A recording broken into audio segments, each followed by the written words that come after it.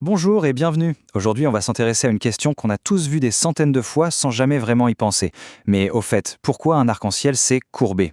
C'est typiquement le genre d'info qui paraît inutile et qui est donc, vous le savez, rigoureusement indispensable. Allez, c'est parti. Bon, première chose à bien comprendre, un arc-en-ciel, ce n'est pas un objet. Non, non, on ne peut pas le toucher et, désolé de casser le mythe, mais on ne peut pas non plus trouver de trésor à son pied. C'est en fait une pure illusion d'optique. Et c'est justement ça qui le rend si magique. On est tellement habitué à le voir comme ça, en forme d'arc, qu'on ne se pose même plus la question. Mais c'est vrai, après tout, pourquoi cet arc parfait? Pourquoi pas une ligne droite? Ou, soyons fous, un carré ou une spirale? Eh bien, la réponse est cachée dans la physique, et elle est incroyablement élégante. Donc, il faut vraiment voir ça comme un phénomène qui se produit en direct, sous nos yeux. Ce n'est pas un dessin figé dans le ciel. C'est une interaction, une sorte de danse magnifique entre deux éléments tout simples, la lumière du soleil et des millions de gouttes d'eau en suspension dans l'air. Ok, alors on va plonger un peu dans la science qui se cache derrière cette poésie. Pour piger la forme de l'arc, il faut d'abord comprendre ce qui se passe à l'intérieur d'une seule toute petite goutte d'eau. C'est là que tout commence. Vous savez, la lumière du soleil, on la voit blanche, mais en réalité c'est un cocktail de toutes les couleurs qu'on peut imaginer.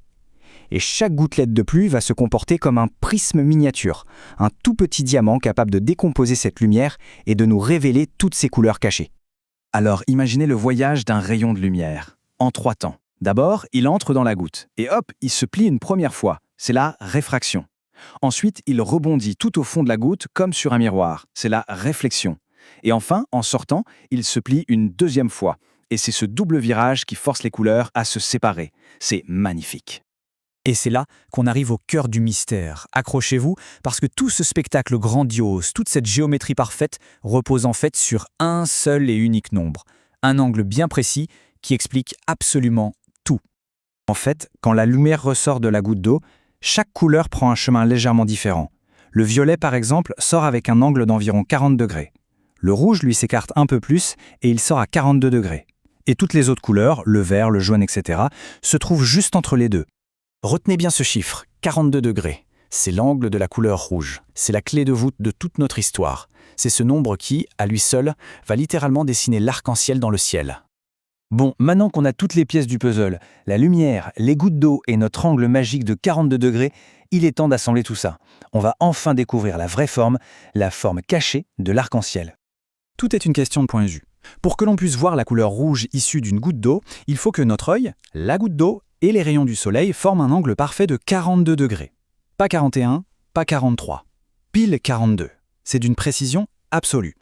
Alors maintenant, imaginez toutes les gouttes de pluie qui flottent dans l'air. Il y en a des millions. Eh bien, l'ensemble de toutes les gouttes qui sont parfaitement placées à 42 degrés par rapport à notre ligne de regard, qu'est-ce qu'elles forment tout ensemble? Elles dessinent. Eh oui, un cercle. L'arc-en-ciel n'est pas un arc, c'est un cercle complet. C'est assez fou quand on y pense, non? On observe en fait la base d'un immense cône de lumière, et notre œil se trouve juste à la pointe de ce cône. Ok, je vois venir la question, c'est bien beau tout ça, mais si c'est un cercle, où est passée l'autre moitié? On ne voit toujours qu'un arc, un demi-cercle. Alors, qu'est-ce qui cloche? La réponse est presque décevante de simplicité. C'est le sol.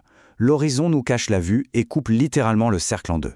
Mais si on prend de la hauteur, depuis un avion ou le sommet d'une très haute montagne, il est parfois possible de voir le spectacle en entier, un anneau de couleur parfait flottant dans le ciel.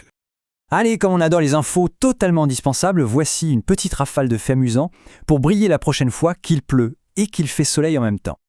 Alors, saviez-vous que le deuxième arc-en-ciel, celui qui est plus pâle, a ses couleurs inversées? C'est parce que la lumière y fait une double réflexion. Il existe aussi des arcs-en-ciel lunaires, mais ils sont si faibles que notre œil les voit blancs. Chez les Vikings, c'était carrément un pont magique, le Bifrost. Et tout ça, c'est Isaac Newton qui l'a prouvé en 1666. Ah, et ouvrez l'œil, on peut parfois voir des arcs inversés, comme des sourires dans le ciel. Et pour finir, ce fameux nombre 42, pour les fans de science-fiction, ça doit faire tilt, non? C'est évidemment une référence au Guide du voyageur galactique de Douglas Adams, où 42 est la réponse à la grande question sur la vie, l'univers et tout le reste. Simple coïncidence cosmique? Qui sait? Et voilà, le mystère est résolu. L'arc-en-ciel est en fait un cercle parfait, dont on ne voit que la moitié à cause de l'horizon. C'est simple, mais il fallait le savoir. À bientôt pour une prochaine info.